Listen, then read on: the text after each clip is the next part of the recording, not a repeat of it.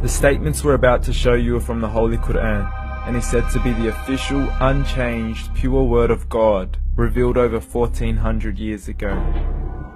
Claiming to be the word of God is a heavy statement, and without proof, or if a single contradiction is found within the book, the apparent word of God will be proven false. So without further ado, let's put the book to the test.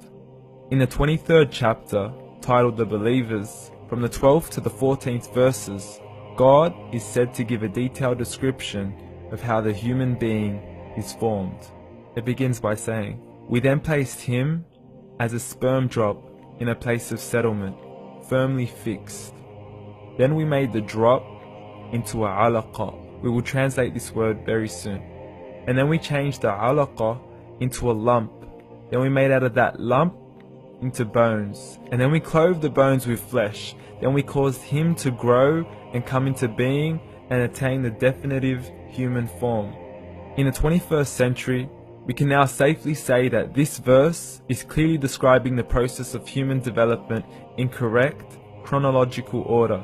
However, what we should be paying attention to in particular is the second stage, referring to the development of the embryo. The specific word used to describe the embryo in this verse is the word alaqa. The word alaqa, when translated into English, can mean three separate things. Firstly, a blood clot, or to be suspended, that is to be hanging or clinging to something, or thirdly and finally, a leech. Now, all three definitions don't come anywhere near what we perceive to be the human embryo. So, why are these words used, and what significance do they share with the human embryo? Can the embryo be described as a blood clot? Well, what do you think? In the 3rd week of embryonic development, a tubular heart joins with the blood vessels to form a primordial cardiovascular system, and by the end of the 3rd week, the blood is circulating and the heart begins to beat on day 21.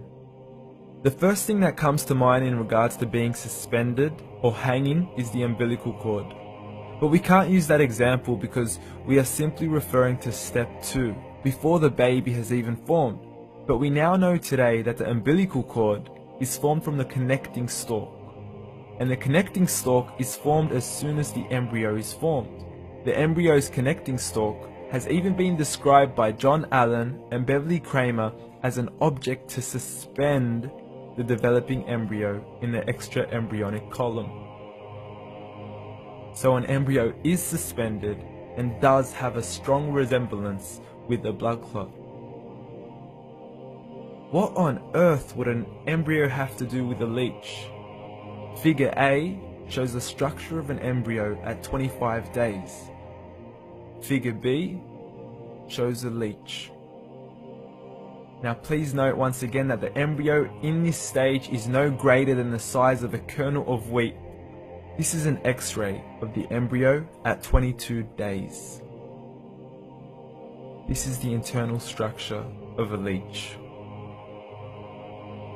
It's mind-blowing stuff, but you still haven't seen anything yet. This is the head of the embryo at 22 days. The detail you are seeing right now is absolutely impossible to be seen with the human eye and can only be seen with a microscope. This is the back end of a leech. There's no other words used to describe this other than mind-blowing. The pictures we have shown you are impossible to be seen with the human eye or even to be predicted by the human mind. Once again, the verses we have shown you were revealed over 1400 years ago to a man who couldn't read nor write. Are these the words of God? Descriptions of the human embryo in the Quran cannot be based on scientific knowledge in the 7th century. The only reasonable conclusion is that these descriptions were revealed to Muhammad from God, from God, from God, from God, from God.